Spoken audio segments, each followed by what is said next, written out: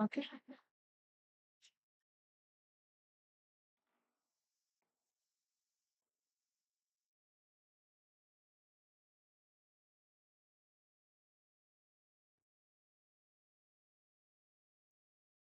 Good morning, everyone. So now we'll start the class, and the topics that we are going to cover is from 22nd March to 28th March. So the first topic is World Happiness Index. Let me share the live World Happiness Index. So what is this index? What is your idea about this thing? Have you heard about this topic, World Happiness Index? Yeah. What it measures?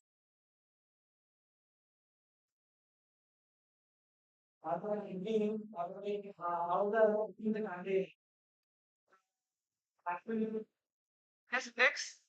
Huh? Are they happy with what?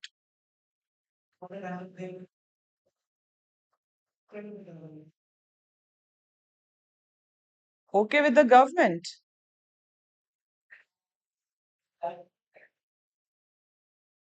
Happiness means what?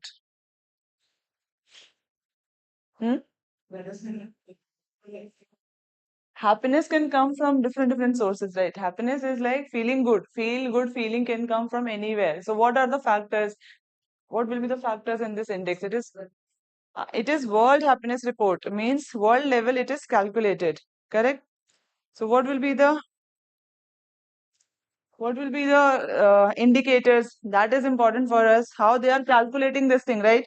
How they are calculating. There are so many reports at the world level, which is like some governments do not accept those reports. World level it is published, right? But the government, including India, they do not accept the reports because they are saying that it only includes some people, some thousand people, and the criteria or the source through which they are measuring this thing, the data that they're collecting, it's not matching with the national data.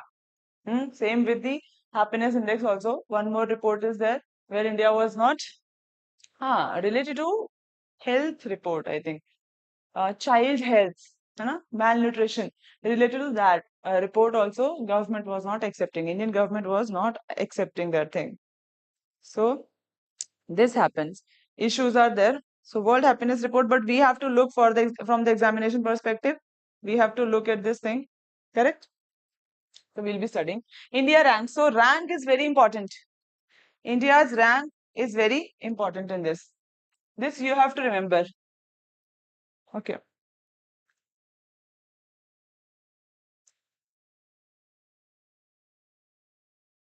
India's rank is 118. So what we do is we can mention this data in our mains answer also when we are writing about happiness index or happiness, right? Some society related question or any question which are related to the happiness thing, we can mention this data in mains also, and sometimes they ask about the rank or the indicators that this report uses. So 13th edition of the annual report released with the International Day of Happiness. International Day of Happiness. So they are saying that March 20 each year is celebrated as International Day of Happiness. And see, what it calculates is the impact of caring and sharing on people's happiness. So this report actually focuses on caring and sharing. What it leads to. World level report it is shared, and this is taking into measurement the caring impact of caring and sharing. How does it help? Caring sharing means that it can be done through many activities, many methods. Like if it is mentioned in the report also, if someone has lost the wallet and people are returning that wallet to the people, so it is like caring about others thing, right? Sharing.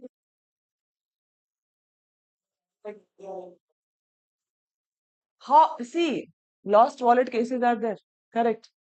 So we know that if lost wallets are there, how will they trace the person? They will go to the police station, they will submit it. So it's proper. Yeah, that is there. That is why not manipulated, but less numbers will be there. Correct data will not be taken. There can be a mismatch, but not manipulation. Okay. So they will not take everything in account. That is where it differs. Okay. So India ranks 118th in this report, and out of 147 countries, these many countries were there. Sometimes this kind of statement directly comes that India stands at this point out of how many countries. And last, least happy country is what? Yes, the least happy country. Huh? Least happy country. Least happiest country. Pakistan. Pakistan is more happy than India. Do you know this? In this report. In this report, Pakistan is getting good score. Okay. So about the world happiness, this body is important. That who publishes this? Wellbeing Research Center, University of Oxford, and these are the partner, Gallup and the United Nations Sustainable Development Solution Network. And this is an annual report. So these features are asked. Is it an annual report? Who publishes and how many countries participated? Next is methodology and key features. Very, very important. This is the factor. These are the key factors on which this happiness is given rank. Methodology is what? Self-assessed life evaluation.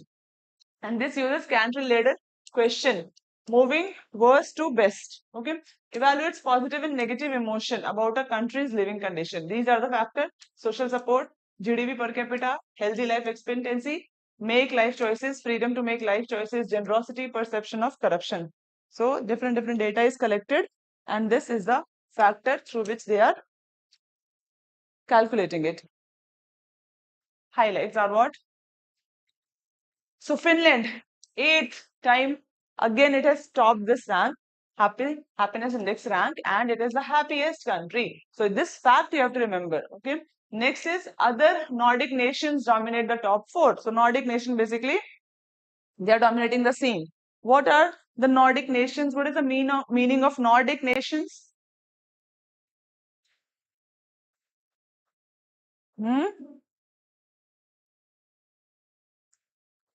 Nordic nations. You have to know this meaning. Nordic nations, Scandinavian nations. What are these?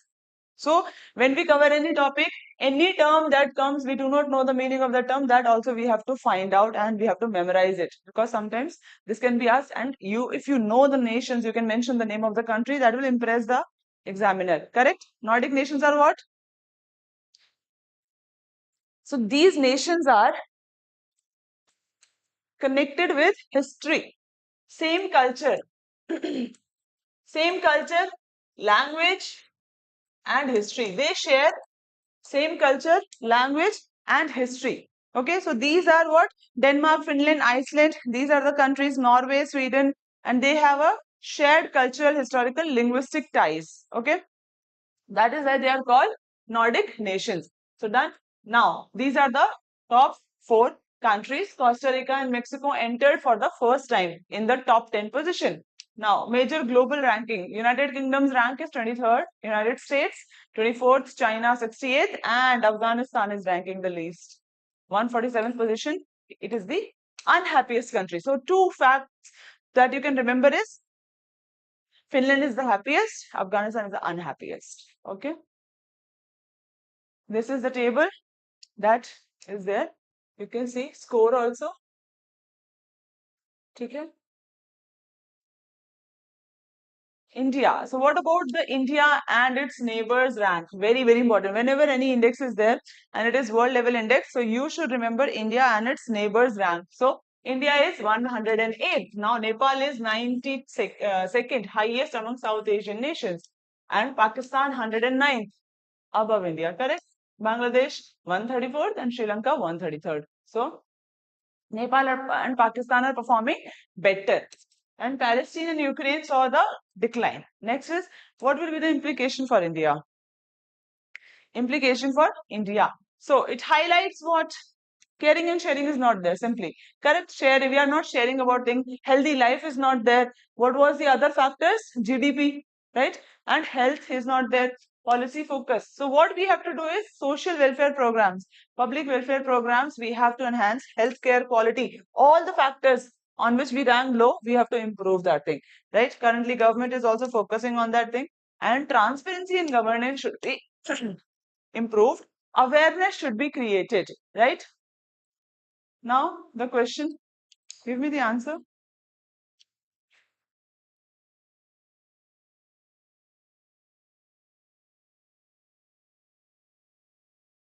Answer, guys. B, 1, 2, 4, 5. Which is not the factor? Military strength is not the factor. Very good. And the main question is analyze India's position in the World Happiness Index and what measures can India take to improve its ranking? Very simple question. What impact will be there on India? Right? That can also be written. Exercise Varuna 2025. So it is conducted. We have to remember that Indo-France. It is the Indo-France naval exercise. This is very important information.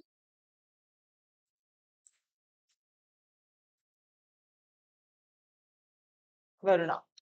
So it is air, surface, and subsurface warfare. High intensity naval operation, air, surface, and subsurface warfare. Next is bilateral between India and France. Subsurface means earth, under the earth, right? So that thing. Surface and subsurface bilateral naval exercise, India and France. First conducted in 1993 and named Varuna. Cornerstone of India-French strategic partnership in maritime security under the surface. Okay. So this is a very important step, and it does what? Obviously, sharing, caring is maybe we can include sharing, caring. We will be learning the skills from them. Readiness, interoperability, strengthening the coordination, and boosting the awareness about maritime and security.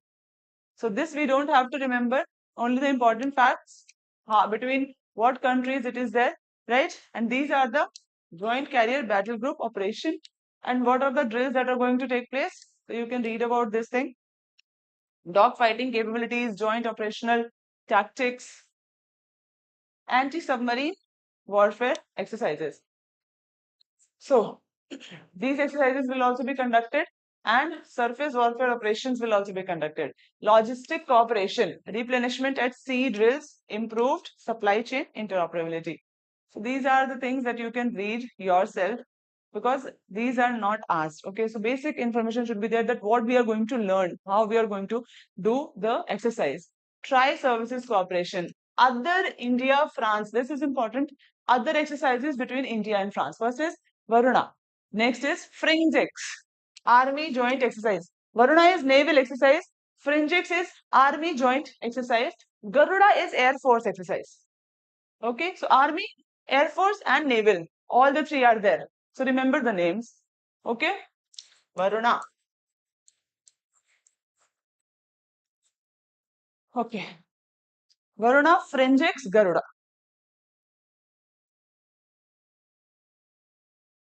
Okay, next is question.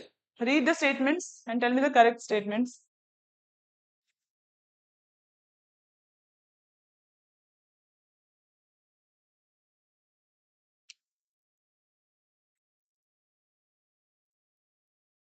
Answer for the question is, online students, you can also give the answer for the question. Who all are present?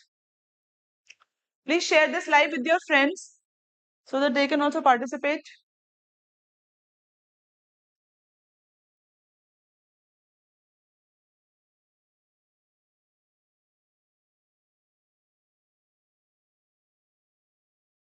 Answer is B. I'm waiting for your answer. 2 and 3. 2 and 3. Why not 1?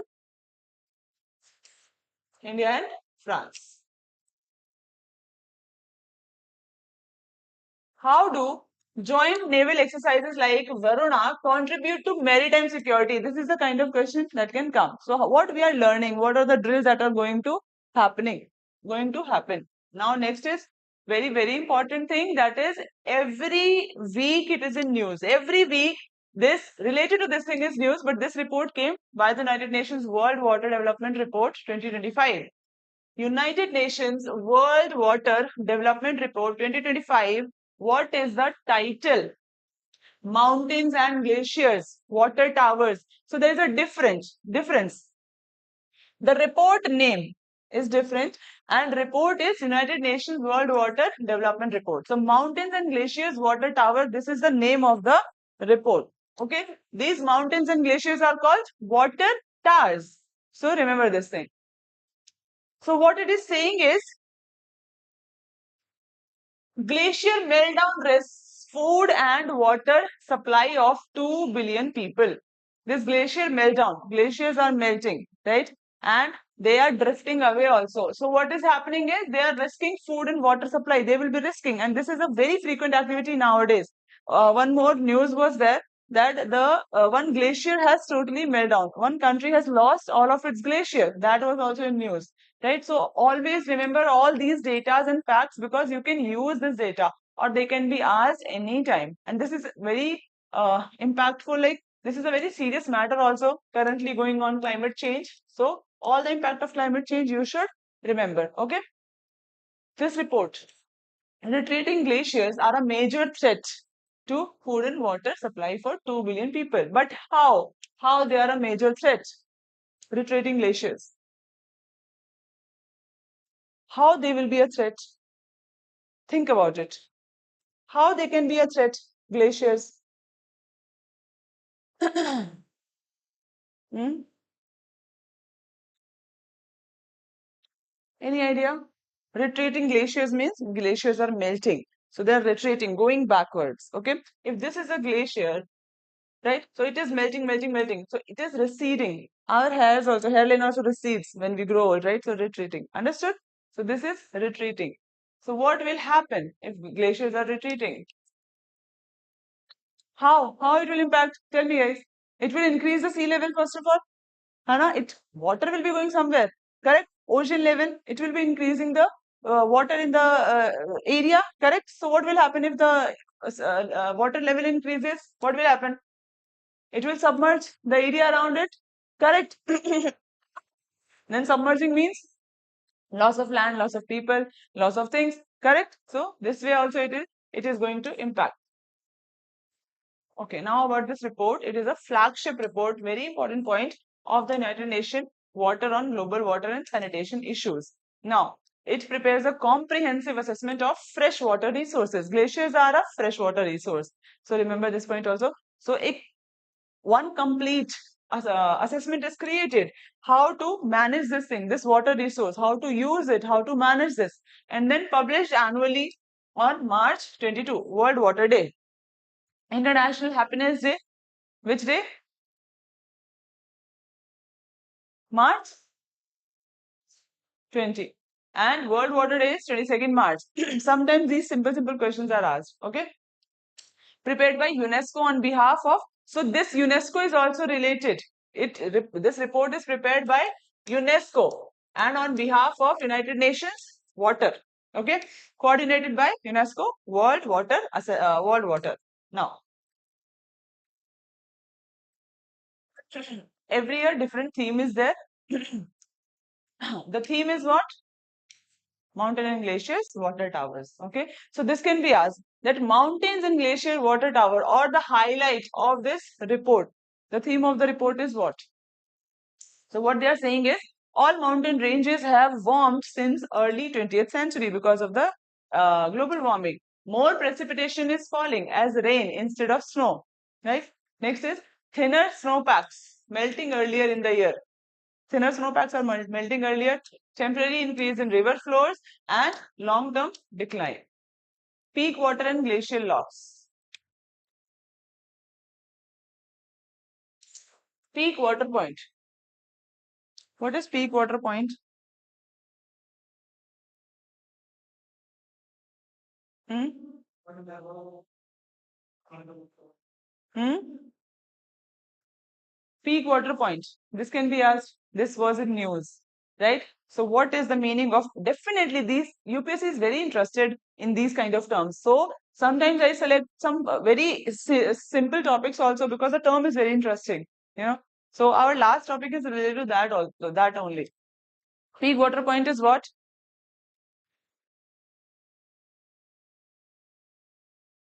Where Peak water point is our fresh water resource. It is replenishing. It is dying fast. It is being scarce. The fresh water, the resource is becoming scarce and replenishment is not there. Renewable replenishment. Okay, so replenishment. Consumption is more. Consumption is more, replenishment is less. Okay, so it is not matching, it is not balancing. Consumption more, replenishment less. So this is what peak water point. Already passed in tropical Andes, Western Canada and Swiss Alps. These mountain ranges are very, very important. Questions come. Andes is in which continent? Andes.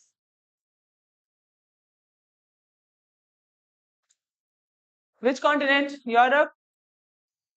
South America? North America? Huh?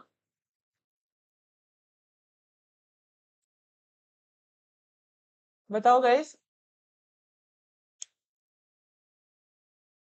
So Andes is the longest mountain range, longest continental mountain range in South America, north to south, 7,000 kilometers. Longest mountain. How many countries it is covering? Tell me the name of the countries it is covering. How? Number of countries? How many countries it is covering? Andes. Name of the countries? Venezuela, Colombia, Ecuador, Peru, Bolivia, Chile, and Argentina. Correct? Correct? What about Alps? Where is Alps? Alps are in the middle of Europe. See, middle of Europe. Switzerland, France, Italy, Switzerland, Liechtenstein, Austria, Germany. Are you seeing? Slovenia. So Alps surrounds these things, these countries. And Alps is an example of fold mountain. Mountain related, mountain rivers are very interesting topics for UPSC. So Alps is an example of fold mountain. What are fold mountains? What are fold mountains? Definition: fold mountains. Fold means folding. Correct. So what happens is when two continents, they are doing what? I've given you enough example. Two continents are, how mountains are formed? There are different processes involved. Correct. When two continents are, हाँ, converse तो कुछ और हो जाएगा.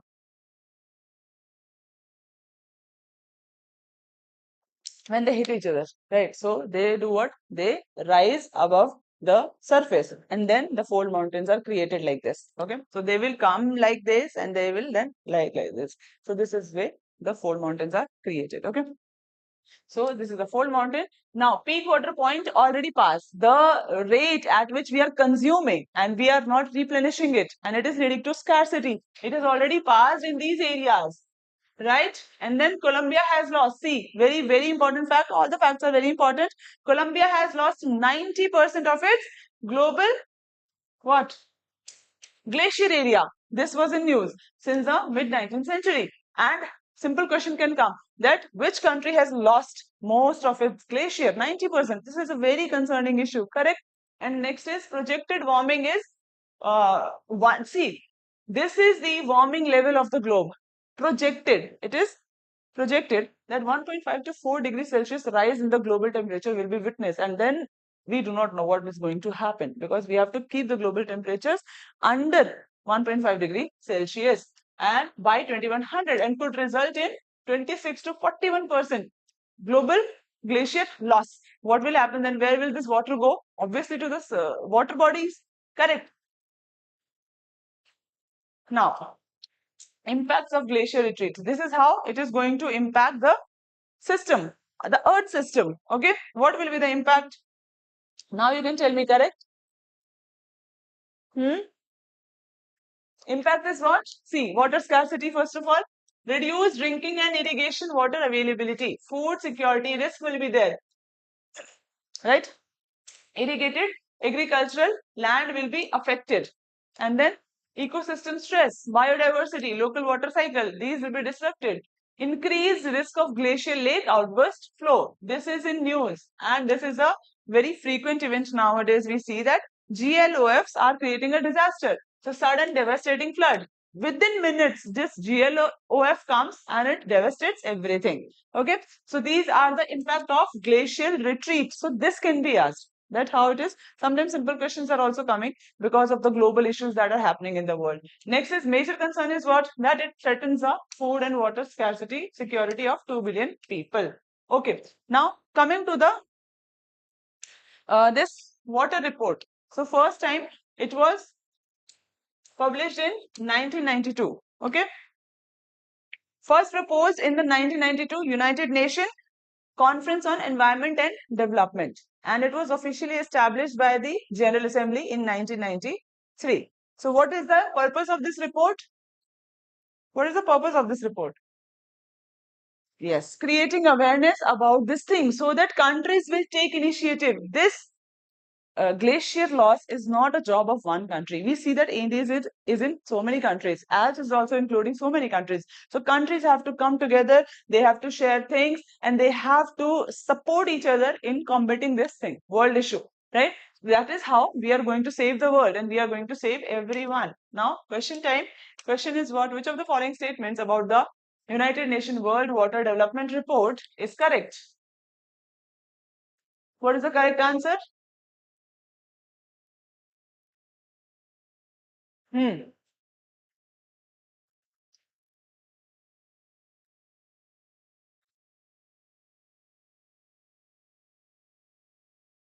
Online students, what is the correct answer?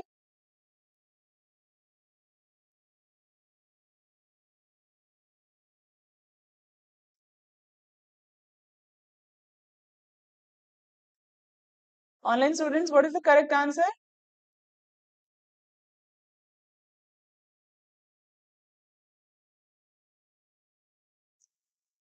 It's very easy. Tell me.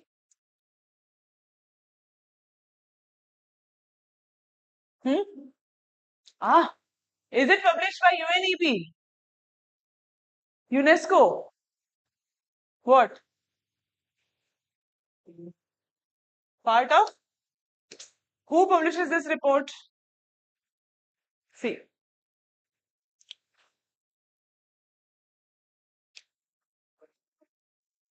Huh? Prepared by UNESCO on behalf of United Nations Water. UNESCO World Water Assessment Program. Okay? So not UNEP. So every time report based questions are coming. So this is not UNEP. So first is wrong. If we eliminate first, answer is 2 and 3. Obviously, this tells us what? That retreating glaciers are causing this thing. And then World Water Day is celebrated on March 22nd. Now question is, how does glacier retreat impact global water security and agriculture? So we can give the example and the answer also. Next is suggest mitigation. How to mitigate this thing? To combat the challenge. How to combat? So you have to write the answer. Okay. Now next is Farakka Barrage. Why this topic is important? Good morning online students. How are you all? What is why this topic is important, Farakka Barrage? What is so special? Any idea? The answer lies in the slide itself. Can you just read and guess the answer? Hmm?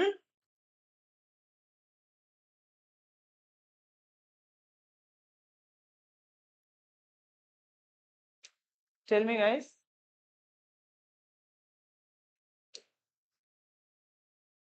Answer? Okay. Farakka Barrage completes 50 years of operation in 2025. Okay. So location based question. Where is it? West Bengal. Where is it? West Bengal. The river? Ganga River in Murshidabad. Okay.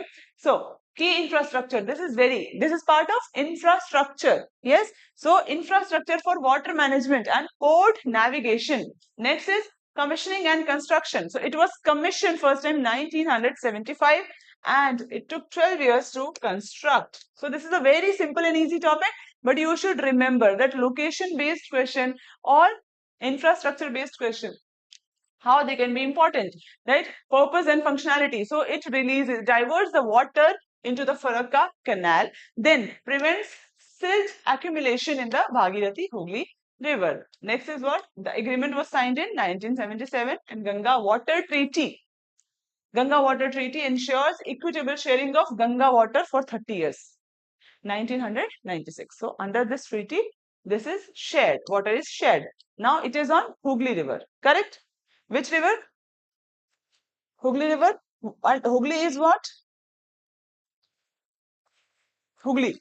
Also known as Bhagirathi Hooghly. Rivers are very important. Ganga, Indo-Gangetic Plain. Very, very important. So Bhagirathi Hooghly or Kati Ganga River. Why Kati Ganga River? So Kati has a meaning. Kati means ki to flow away from the main source. Hooghly, it is a distributary of Ganga. Distributary and tributaries, they are different. Do you know the difference? Okay, there is a river. Tributary, you know. So this is a river. Okay, what is a tributary? The rivers which are joining the main river. Tributaries does the opposite of distributary. Tributaries join the main river, distributary departs away from the main river and they will never see the river again. Okay, so distributary is, that is why it is called Kati Ganga. Matlab it has departed away from Ganga. Kati means, Katna means cut. Okay, okay. So 260 kilometer long distributary of the Ganga. Okay, so it is a distributary. So when it distributes the Ganga, the Hooghly River, one Ganga splits at Murshidabad. One branch is called Padma River. This is very important for you to understand. One branch is called Padma River, which flows into Bangladesh, like this. Bangladesh is here. And then the other becomes the Hooghly River, which flows through the West Bengal. And Upper Hooghly is heavily silted, right? Next is major tributaries. Haldi, the major tributaries of Hooghly River. Haldi, Ajay Damodar, Roop Narayan. Okay. Now, major bridges are Howrah Bridge and Valley Bridge. Okay. This is the question. Now tell me the answer of the question.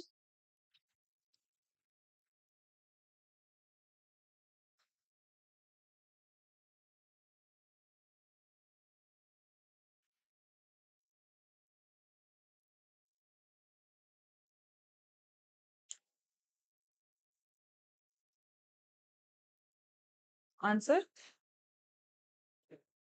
Hmm?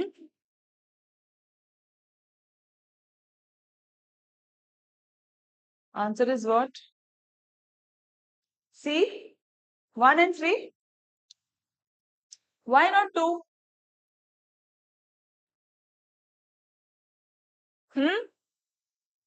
Why this is wrong? It diverts 40,000 cubics of water through the Farakka feeder canal.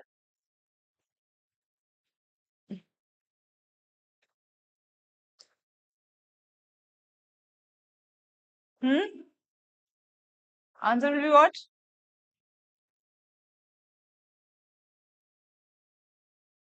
3. 1 to 3. Now main question.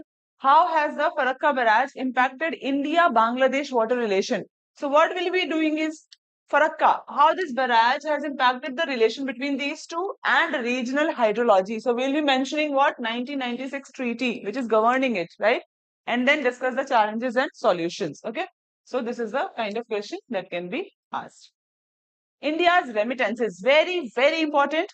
And India is doing so good in this area, remittances. India is the topmost country which receives the highest remittances from the countries. Okay, so advanced economies, one major shift also has taken place, that advanced economies has overtaken Gulf cooperation countries in share of remittances to India. What is the remittance? Oh, okay, that we do not know. See, people are going abroad, overseas citizens, right? What do? They are going outside India, they earn and then they send back the money to India. That is called remittance. The money that they send to home. Okay. And India is receiving the highest remittances to India. India is receiving highest remittances from other countries. So earlier it was GCC, Gulf Cooperation countries were being the biggest share in the remittances. But now advanced economies means United States, United Kingdom, these countries are becoming the major hotspot for receiving remittances. So people, Matlab means what? That there is a shift in what? Employment opportunities. Correct? So its shift is being seen, that people are going to other countries, there are better opportunities, chances and everything, right? And then they are earning there and then they are sending back the money to home. So this second shift has been there. Understood? So advanced economies means US, UK, Singapore, Canada, Australia. They together accounted for more than half of India's remittance. So global level percentage of the remittance that India is getting is how much? Global level, it is 14.3 something percent. And it is the highest. The remittance share of India is 14.3% global level. And among this thing, these countries are accounting for more than 50% of the remittance that we are getting. Okay, so remember this trend. This trend is very, very important. See, UAE, Saudi, Kuwait, Qatar, Oman, Bahrain, they contributed 38% of the remittance. And advanced economies like US, UK, Canada, more than 50%. Okay, global share of India's remittance is 14.3%. Now, top contributors we already know. And then key statistics are what? India remains the world's top remittance country. Recipient remittance doubles from, like it is exactly 50% of the jump we have seen. Then it is to 11.87. Next is top source countries. Now the share. United States share is 27%, highest. And then comes UAE, and then other major contributors, UK, Singapore, Canada, and Australia. Why this shift? Why? What is the reason for this shift in remittances? I already told you opportunities, correct? People are going better opportunities in other countries, correct? Yes. Okay, so inward remittances from advanced economies surpassed Gulf nation, we know already, and they, UK and US total together, they contributed for 40% of the recipient remittance. Then state-wise, this is also very important. Which state is getting the highest remittance? Maharashtra, 20.5%. Next is Kerala, second highest. Tamil Nadu, 10.4%. And then other states. So for you guys, this becomes very important data. Kerala, second highest recipient of the remittances. Okay, second highest. Tamil Nadu 10.4 and then other states. Now, what are the reasons? So, reasons are what? Job, employment, right? Healthy lifestyle. Any other thing? Migration pattern, change in migration pattern, education, rise in education also. So what do our students do? They're going abroad. They're going to Canada. They're going to UK. They study there and then they do some part-time job also. So what is happening? The money that they earn, they send it to India. So that also forms a part of remittance. Okay. So this is the shift that we are seeing. Now, tell me the answer for this question. Online students, you also please tell me the answer of the question. Participate, guys. Participate. Tell me the answer of the question. You should answer it. It only takes few seconds to answer. Option A, B, C, D. Just type A, B, C, D. What is the correct answer? D, 1 to 3. US is the largest source of remittance to India. The share of remittance from the UAE has declined and Maharashtra received the highest inflows in 2023-24. Online students, what is the answer? Now the main question, what are the major trends in India's remittances? Major trends, very important. How do they impact the Indian economy? Very, very important, correct? And remittances. Discuss the role of remittance in socio-economic development. So this also we have to do. Easy question, correct? Financial Action Task Force.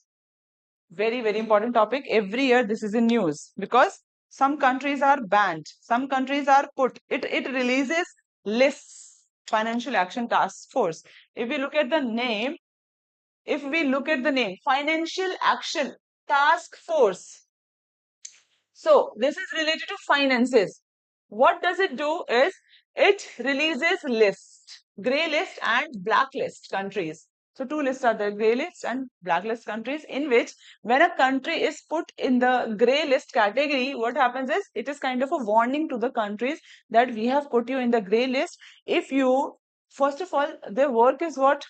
terrorism, to counter terrorism and illegal money laundering, right? So money laundering, countering money laundering and terrorism, financing activities related to terrorism, they control this at the global level. India is a member of the FATF. Okay, now they produce two lists are like grey list, in which they want the country, they keep some countries who are financing the terrorist activities or they are money laundering, doing the money laundering thing. So they will keep the country in grey list as a warning. If they do not improve or if they do not do the things, corrective measures they do not take, then what will happen? They will be put in the blacklist. Once you are in the yeah, everything will be there. Grey list is a kind of warning. It, yeah. No. No. Then blacklist means completely banning. Warning is given. Directly punishment is not given. When they are kept in blacklist, then there will be impact. Okay, impact on economy and relations. Okay, so Pakistan was put in a blacklist also. Then also it was put in grey list. So this changes, right? So if we are taking the correct measures, then it will be changed. And once kept in blacklist, you will be banned. Many actions will be taken against you. So what is India going to do is, it is going to host FATF private sector collaborative forum. That is why it becomes important. FATF, Mumbai. The hosting will be done in Mumbai, where these issues will be addressed. Payment transparency, financial inclusion, and then digital financial system transformation. Now, what is this force? Intergovernmental policy making body and works in the money laundering area and terrorist financing. We already know this. And it established international AML and CFT, counter terrorist financing. And it does what? Promotes the global policies, makes policies, promotes it so that these activities will be not happening. Now, origin and headquarter 1989, very important, G7 summit in response to money laundering. See, FATF, it expanded its work, its area. First it was only dealing with money laundering, then it took the this terrorism and financing the terrorist activity is also part of illegal thing, right? So they included this thing also, terrorism financing, in 2010. And then headquarters is in Paris, France. What is the criteria of membership? How do they select the members? Countries must be strategically important, large population, GDP, developed financial sector. These are the criteria by which they will be becoming the member. Next is what? Must comply with global financial standards. And then participation in major international organizations should be there. The country's participation in other organizations also. So 39 countries are the members of FATF, including India. So whatever group is in news, organization is in news, and India is a member, then it becomes important for us. What is India's membership? When did it become member? In 2010, and member of the two style regional bodies also. Functions are what? Research, monitoring, it publishes report, then develops global standards, policies, evaluates members on these activities, members also, and hold countries accountable for the actions. And then FATF sanctions is grey list and blacklist. Countries that support terror funding and money laundering are warned, and if they are not taking any action, corrective action, then they are put into blacklist. So these are the current blacklisted countries. They are also called non-cooperative countries or territories, NCCTS. So this can be asked that this is a part of which of the organization? Non-cooperative countries. So these simple terms are also asked. Okay, so remember everything. This is related to FATF. Okay, next is countries that actively support terrorism financing and money laundering are kept in blacklist. Current countries that are blacklisted is North Korea, Iran, and Myanmar. And what are the consequences of blacklisting is financial support will not be provided from these organizations, and international and financial restrictions only if they are in blacklist. Okay. Now give me the answer.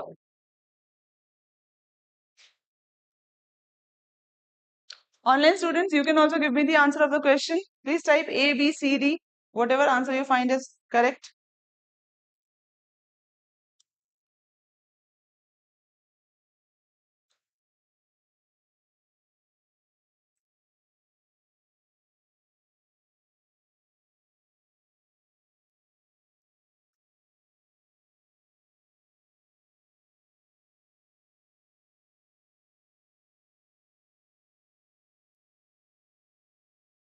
Answer?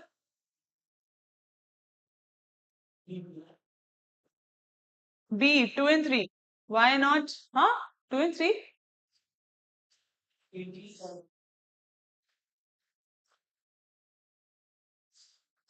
1987 or 89?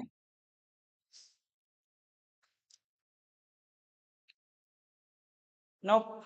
It's 89. G7. Correct? Both of you have written it wrong. Which statement is wrong? Huh? Second statement is wrong. 2010. First statement is right. Now, main question. Discuss the significance of FATF in combating global money laundering and terrorism financing, because these are the areas in which it is working. So, what will be the impact on the globe? Next is, how does it impact India's financial system also, because India is also a member. Now, this university is in news, Vikramshila University. So who constructed this university? When was it constructed? Which dynasty? Which dynasty supported this university? What is the significance of this university? Why it is in news? So after Nalanda, another Bihar university now set to rise from the ruins. So it is related to culture. It is related to history. So becomes important for us. They can ask simple question. Where is Vikramshila University located? In which time period it was constructed? Which dynasty helped in constructing the university? So it is related to history, art and culture. Okay. So we will look at all the dimensions, all the information which is important for our examination. Nalanda University is also in Bihar.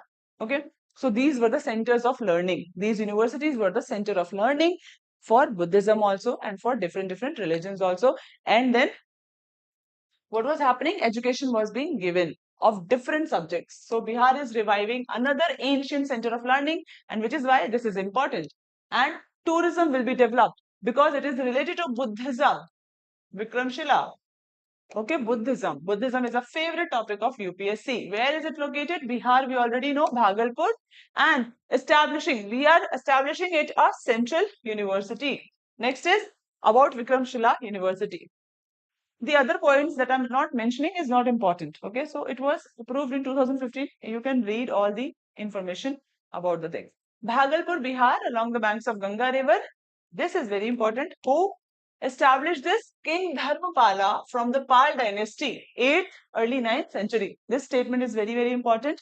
King Dharmapala, Pala dynasty, 8th to 9th century, and then founded to counter the perceived. So Buddhism was declining. Okay, educational standard was declining. So to counter this thing, they constructed this center of learning. Now, it is a major center for Tantric Buddhism. Tantric Buddhism and Vajrayana Buddhism. These are the two forms of Buddhism which developed later. Tantric, Vajrayana Buddhism. When you will be studying the history class, nahi, Mahayana is different. Okay, Hinayana is different. These are the other Buddhism. Vajrayana and Tantric. Some mantras. See, Buddhism, Mahayana is also not exactly the things that Buddhism is following. Buddhism, the correct thing that the sect that follows is Hinayana Buddhism. Hinayana Buddhism is correctly attached. Hinayana Buddhism is correctly attached to the original Buddhism concept, but Mahayana is diverted from the Buddhist concept because it is accepting gifts and everything. So that is also there. But Vajrayana is also what this Tantric Buddhism. They are also not including the every aspect of Buddhism that the Buddha was propagating. So tantras means what? Tantric Buddhism is related to tantras, which is not a part of Buddhism. There is no spell charm in Buddhism. Buddhism is very simple, right? You don't have to kill animals. It leads you to a happy life, to a simple life, right? No, you don't need to kill animals. You don't need to eat animal food, right? So they were the center of Vajrayana Buddhism and Tantric Buddhism, specialized in Tantric and occult studies, magical studies or hidden studies, right? And this Vajrayana, this spread in the Tibet area, and then it came to India. And it is famous in the eastern parts of India. So that is why Bihar, eastern part of India, correct? So there it got very popular. Oversaw Nalanda's affair. See, so Nalanda's education standards at Nalanda was declining. So this university, what it was doing that, it was overseeing Nalanda's affair, showcasing its academic and administrative dominance, and hosted around 1,000 plus students and 100 teachers. These were the strength of students and teachers. It was a residential complex, okay? Residential school. Nalanda also, same time, residential school. Produced renowned scholars like Atisa Dipankar and helped spread Buddhism in Tibet. Key features. So these are the features of the university. Stupa was there, Buddhism related to stupa, right? And then stupa related to Buddhism. Then surrounded by 208 student cell. Next is library was there, cooling system was also there, reservoir was there, and then curriculum, the subjects, different subjects were taught, tantras, grammar, metaphysics, logic, philosophy, theology related to religion. Okay, so these subjects were taught. Next is led by a Kulpati or Mahasthavir, ensuring smooth administration. This is very important that Bhaktiar Khilji destroyed this university in 1203 AD. So this question has come and it might again come. Who destroyed the Vikramshila University? Because this is in news. With Nalanda. So he destroyed Nalanda also. He destroyed Vikramshila also. There was one more university which is Odantapuri. So I am giving you a homework.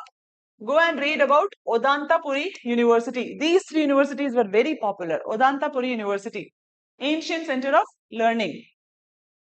Okay.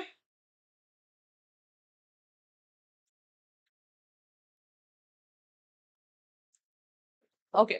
Now question time. Tell me the answer of the question.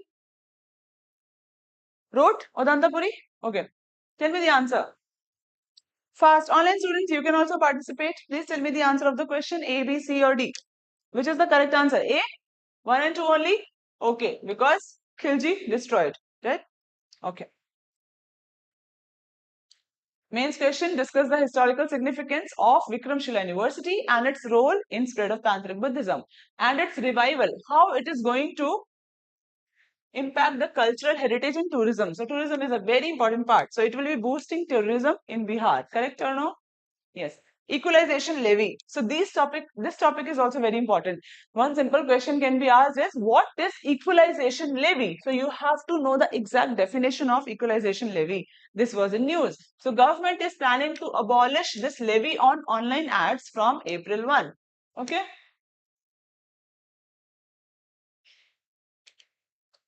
So this is also known as digital tax. Now it will be simple for you. Digital tax related to digital media, right? Digital media, correct? Online platforms. So simple, easy. So central government has proposed to abolish the tax, this levy, commonly known as Google tax also. So we see ads on Google, correct? Whenever we visit a site, a pop-up will come, right? That ad will come. So this aims to benefit advertisers on platforms like Google and Meta by reducing the cost of online ad. Now you will be seeing more pop-ups and more ads, more disturbance, right? Okay. So it was introduced in 2016 and to tax digital transaction revenue earned by foreign e-commerce companies from India. This was tax. This was introduced and it is business to business transaction. It is a part of direct tax. What are direct tax and what are indirect taxes? Direct and indirect taxes.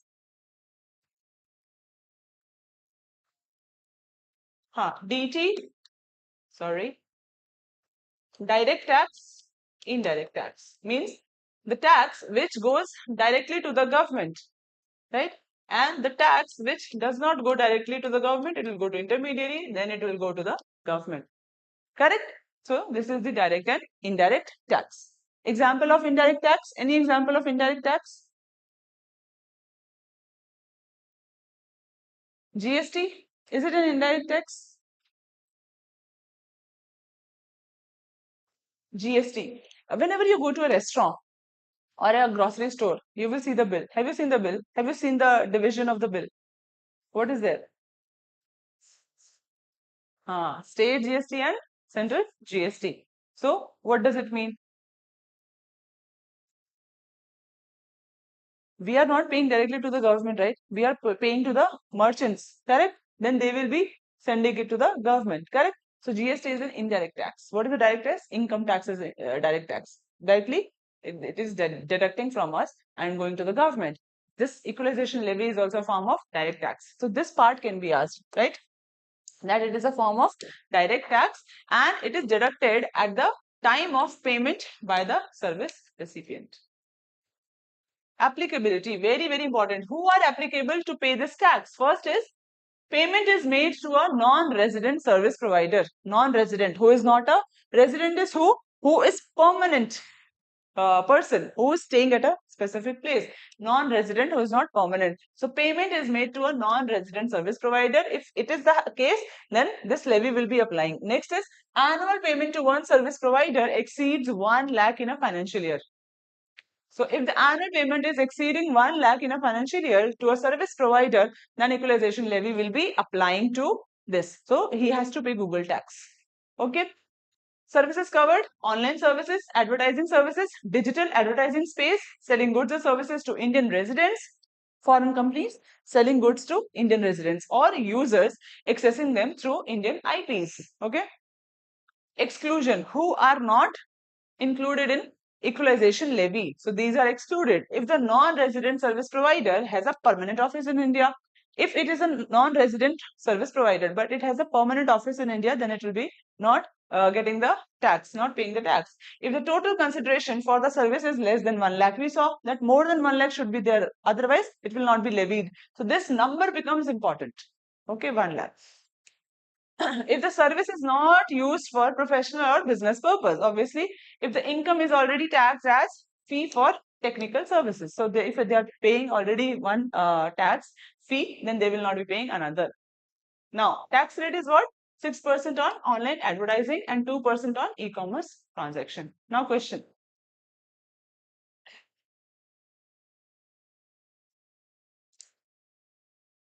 Tell me the answer, guys.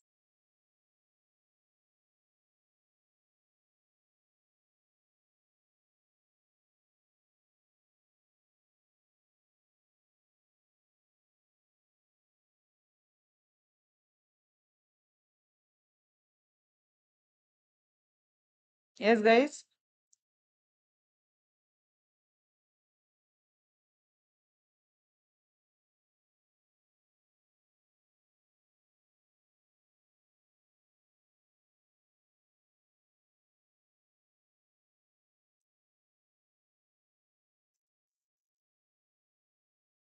B. Okay. 3 is not the answer. It is deducted, it is correct, it applies only to resident. Yeah, so it is extreme statement, right? It is not the case. So only 2 is the correct answer. Very good. Discuss the objective of this tax. So main question, discuss the objective of the tax and impact of its proposed. So now when it will be abolished, what will be the impact, good or bad? So we have to write that thing. And on India's digital economy, very, very important, and global trade relation also. More transactions will be happening. Will we be attracting more people, more business in India, more ads in India? Yes or no? So that can also be discussed. Channa Nachi. So see, why was I telling you that sometimes some important names, interesting names are also coming in news and we ignore those names, right? But UPSC doesn't ignore. So UPSC has a trend. We have seen that Channa, based on some important terms, names, interesting names, or very new names, they ask question that Channa Nachi is what? So they will be giving animal, fish, or plant like that. So Meghalaya, what happened? Meghalaya fish hobbyist find turns out to be a new species of snakehead. So it is a fish species called snakehead. So this is important for us that it is a fish species, Channa Nachi. And then found in Meghalaya. So they can say that currently a fish was found, a fish species was found in Meghalaya. Its name is what? This can also be asked. Correct? The species was found in a shallow, slow flowing stream that feeds into the Simsing River. Next is habitat. It is a sandy, leaf-littered, pebbly stream ideal for lesser known aquatic species. This is the habitat of the species. Next is coexist with other freshwater species. These are the other freshwater species that it coexists with. Features. So medium size snakehead species with a bicolor body. These features you can read. No spots or blotches, no transverse marking. Okay, now question time. Answer is what?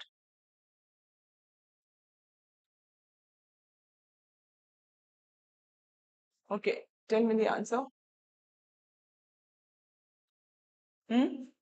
First is wrong, correct? So see, nobody is going to remember the feature of the fish, huh? But what we can remember is where was it found. So if you know that one is wrong, you can get the answer correctly, 2 and 3. So these kind of questions we have seen that UPSC has asked these kind of questions. So exact location, where is it found, and the name, this we have to remember so that we are playing safe, okay? This thing nobody is going to remember, okay? So this is the class for today. I hope you all watched it and learned something very important for the examination. I'll see you next week. Till the time, study well and take care. Thank you.